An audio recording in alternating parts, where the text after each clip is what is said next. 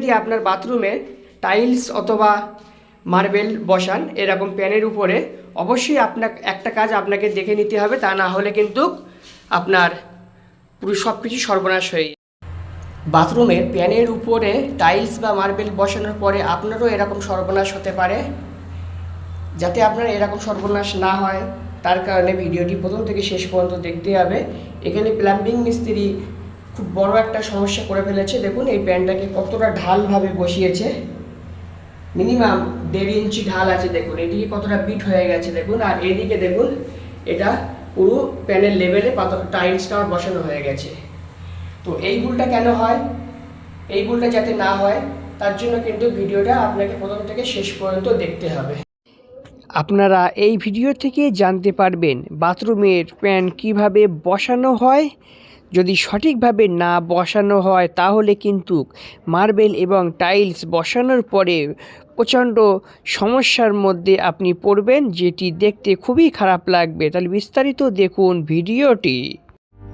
আপনারা দেখছেন marble design etc Khokon,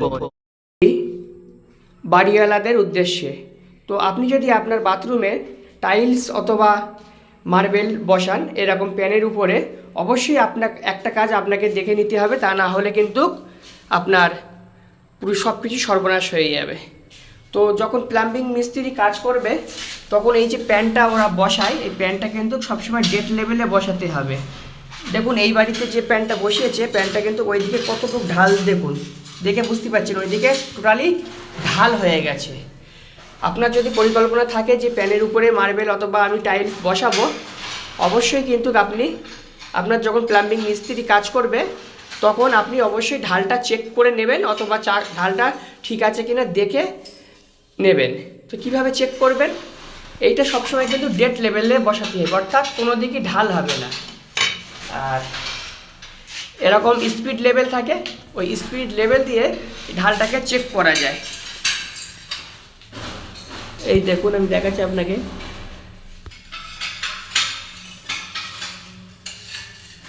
দেখুন জলের লেভেলটা দেখুন কোথায় আছে,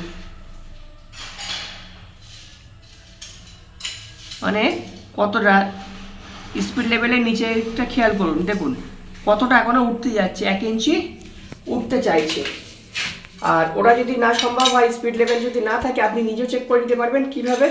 যে কোনো একটি এরকম কিছু দিয়ে দেবেন, এরকম স্টিক তক্তা হোক যাই হোক কিছু দিয়ে এইখানে একটু জল দিয়ে দেখে নেবেন। জলটা যদি এইদিকে গড়িয়ে চলে যায় তাহলে ভাববেন এটা ঢাল ওই দিকে আছে।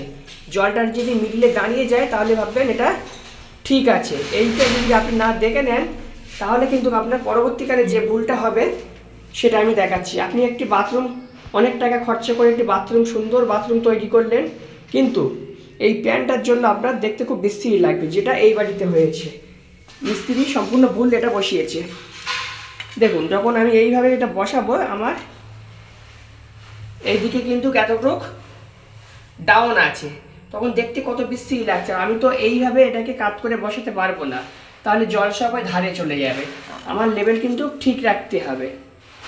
তো নিশ্চয়ই বুঝতে পেরেছেন ভুলটা কোথায়। ভুলটা হচ্ছে প্যানটা ডেড লেভেলে বসাতে হবে, যেটা এখানে বসানো নেই। তো আমি আপনাদেরকে দেখাবো এই প্যানটা বসানোর পরে আমি এর উপরে টাইলস বসাবো। সেই টাইলসটা বসানোর পরে আমি আপনাদের দেখাবো যে কতটুকু খারাপ লাগছে দেখতে। দেখুন আমাদের উপরের ফ্লোর বসানো হয়ে গেছে, আমাদের উপরের টাইলস কিন্তু বসিয়ে দিয়েছি আমরা। 4টে কোণ কেটেছি, কোণ কেটে প্যানের দিকে ঢাল করা হয়েছে। এবারে এই প্যানটা যেটা সমস্যা আমি দেখাচ্ছিলাম, দেখুন এইবারে বুঝতে পারছেন তো প্যানটা কতটুকু ঢাল হয়ে গেছে। তো অবশ্যই আপনারা প্যান বসানোর আগে এটা দেখে নেবেন যে এটা ঠিকঠাক বসছে কিনা।